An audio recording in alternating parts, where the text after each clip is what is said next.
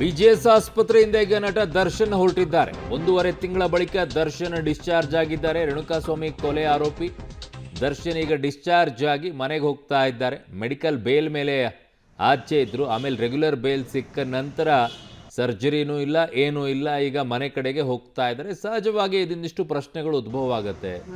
ಯಾಕೆ ಈ ರೀತಿಯಾಗಿ ಅಂತೇಳಿ. ನಿಜವಾಗಿಯೂ ಕೂಡ ಅವ್ರಿಗೆ ಬೆನ್ನು ಇತ್ತಾ ಅಥವಾ ಬೆನ್ನು ರೀತಿಯಲ್ಲಿ ತೋರಿಸ್ಕೊಂಡ್ರ?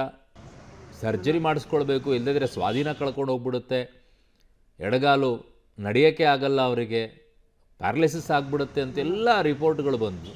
ಆದರೆ ಸರ್ಜರಿ ಮಾಡಿಸ್ಕೊಳ್ಬೇಕಂತ ಪರಿಸ್ಥಿತಿ ಬರಲೇ ಇಲ್ಲ, ಸರ್ಜರಿ ಮಾಡಿಸ್ಕೊಳ್ಳೇ ಇಲ್ಲ. ಸರ್ಜರಿಗೆ ದಿನಾಂಕ ಕೂಡ ಡಿಸೈಡ್ ಮಾಡಿಬಿಟ್ಟು ಡಿಸೆಂಬರ್ 11ನೇ ತಾರೀಕಿಗೆ ಅಂತ ಹೇಳ್ಬಿಟ್ಟು ಕೋರ್ಟಿಗೂ ಕೂಡ ಹೇಳಿದರು. ಅವತ್ತೂ ಆಗಲಿಲ್ಲ. ಅದಾಗಿ 2 ದಿನಕ್ಕೆ ಕೋರ್ಟ್ನಿಂದ ರೆಗ್ಯುಲರ್ ಬೇಲ್ ಸಿಕ್ತು. ಸೊ ಈಗ ಅವ್ರು ಗುಣಮುಖರಾದರು ಅಂತ ಕಾಣಿಸುತ್ತೆ. ಡಿಸ್ಚಾರ್ಜ್ ಆಗಿ ಈಗ ಮನೆ ಕಡೆಗೆ ಹೋಗ್ತಾ ಇದ್ದಾರೆ. ಸರ್ಜರಿನೂ ಇಲ್ಲ, ಏನೂ ಇಲ್ಲ ಅಂತ ಹೇಳಿ. ನನ್ನ ಸಹೋದ್ಯೋಗಿ ಈಗ ಮಾರುತಿ ನನ್ನ ಸಂಪರ್ಕಕ್ಕೆ ಸಿಗ್ತಾ ಇದ್ದಾರೆ. ಮಾರುತಿ, ಈಗ ಯಾವ ಕಡೆಗೆ ಅವರು ಪ್ರಯಾಣವನ್ನು ಬೆಳೆಸ್ತಾ ಇದ್ದಾರೆ ಡಿಸ್ಚಾರ್ಜ್ ಆಗಿ? ಈಗಷ್ಟೇ ಆಸ್ಪತ್ರೆಯಿಂದ ಬಿಜಿಎಸ್ ಆಸ್ಪತ್ರೆಯಿಂದ ಹೊರಟಿರುವಂತಹ ದರ್ಶನ್ ಈಗ RR ನಗರ ಮುಖ್ಯ ರಸ್ತೆಯಲ್ಲಿ ಸಂಚಾರ ನಡೆಸ್ತಿದ್ದಾರೆ.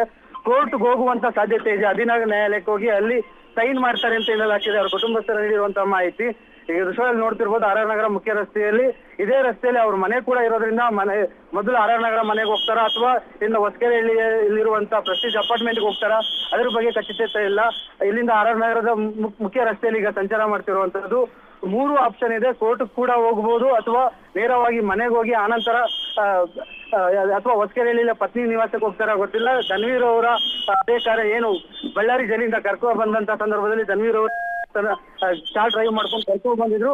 ಈಗಲೂ ಅಷ್ಟೇ ನಟ ದರ್ಶನ್ ಅವ್ರನ್ನ ಆಸ್ಪತ್ರೆಯಿಂದ ಡಿಸ್ಚಾರ್ಜ್ ಮಾಡ್ಕೊಂಡು ಕರ್ಕೊಂಡು ಹೋಗೋ ಸಂದರ್ಭದಲ್ಲಿ ನಟ ಧನ್ವೀರ್ ಜೊತೆಲಿದ್ದು ಅವರನ್ನ ಕರ್ಕೊಂಡು ಹೋಗ್ತಿರುವಂತದ್ದು. ಅರುಣ್, ಧನ್ವೀರ್ ಅವರೇ ಈಗ ಕಾರ್ ಡ್ರೈವ್ ಮಾಡ್ತಿರೋದಾ? ಕೋರ್ಟ್ ಕಡೆಗೆ ಏನಾದರೂ ಹೋಗೋ ಸಾಧ್ಯತೆನೇ ತುಂಬ ಹೆಚ್ಚಾಗಿದೆಯಾ? ಸೈನ್ ಮಾಡಲೇಬೇಕಾ ಇವತ್ತು?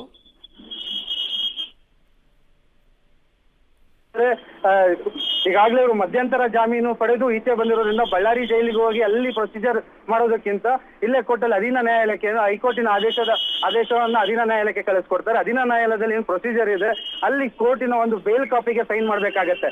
ಆ ಬೇಲ್ ಕಾಪಿಗೆ ದರ್ಶನ್ ಹೋಗಿ ಸೈನ್ ಮಾಡ್ತಾರೆ ಅಂತ ಹೇಳಲಾಗ್ತಿದೆ.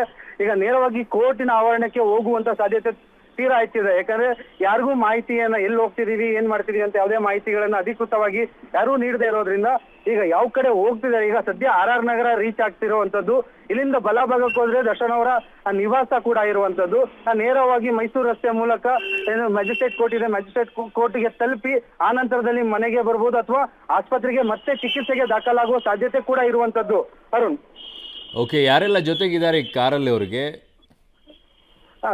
ಸದ್ಯ ಬಂದ ಮಾಹಿತಿ ಪ್ರಕಾರ ಆಪ್ತ ವಲಯದವರು ಈಗ ಕಾರಲ್ಲಿ ಇರುವಂತದ್ದು. ದರ್ಶನ್ ಜೊತೆಗೆ ಅವರ ಅಕ್ಕನ ಮಗನಾದಂತ ಚಂದನ್ ಮತ್ತೆ ನಟ ಧನ್ವೀರ್ ಕೂಡ ಇರುವಂತದ್ದು. ಉಳಿದಂತೆ ಅವರ ಏನು ಸಿಬ್ಬಂದಿಗಳಿದ್ದಾರೆ ದರ್ಶನ್ ಜೊತೆ ಯಾವಾಗ್ಲೂ ಇದ್ದಂತಹ ಬಾಡಿ ಗಾರ್ಡ್ಗಳಾಗಿರ್ಬೋದು ಅಥವಾ ಬೌನ್ಸರ್ಗಳು, ಅವರೆಲ್ಲ ಇರುವಂತದ್ದು. ಒಟ್ಟು ಒಂದು 3 ಗಾಡಿಗಳಲ್ಲಿ, ಅಂದ್ರೆ ದರ್ಶನ್ ಅವರು ಒಂದು ಕಾರಲ್ಲಿದ್ರೆ ಅವ್ರ ಹಿಂದೆಗಡೆ ಒಂದು 3 ಕಾರುಗಳು ಅವರ ಬೆಂಬಲಿಗರು ಎಸ್ಕಾಟ್ ಮಾಡಿ ಅವರನ್ನ ಕರ್ಕೊಂಡು ಹೋಗ್ತಿರುವಂತದ್ದು. ಅರುಣ್,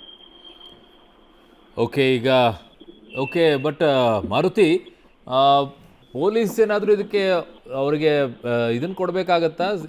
ಭದ್ರತೆ ಅಂತ ಏನಿಲ್ಲ ಅಲ್ವಾ?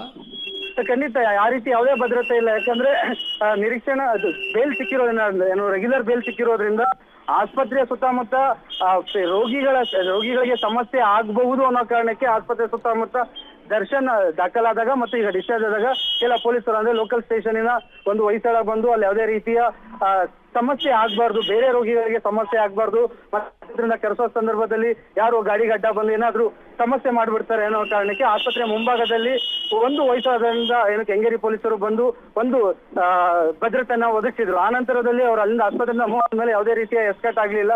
ಯಾಕಂದ್ರೆ ಅವರು ಬೇಲ್ ಮೇಲೆ ಈಚೆ ಬಂದಿರುವಂತದ್ದು. ಈಗ ಯಾವುದೇ ಸಮಸ್ಯೆಗಳಾಗದೆ ಇರೋ ರೀತಿ ನೋಡ್ಕೊಳ್ಳೋ ಜವಾಬ್ದಾರಿ ಅವ್ರ ಮೇಲೇನೆ ಇರುವಂತದ್ದು. ಹಾಗಾಗಿ ಯಾವುದೇ ಎಷ್ಟು ಪೊಲೀಸ್ನ ಬಿಗಿ ಭದ್ರತೆ ನೀಡುವಂತ ಅವಶ್ಯಕತೆ ಈ ವಿಚಾರದಲ್ಲಿ ಬರೋದಿಲ್ಲ. ಅರುಣ್,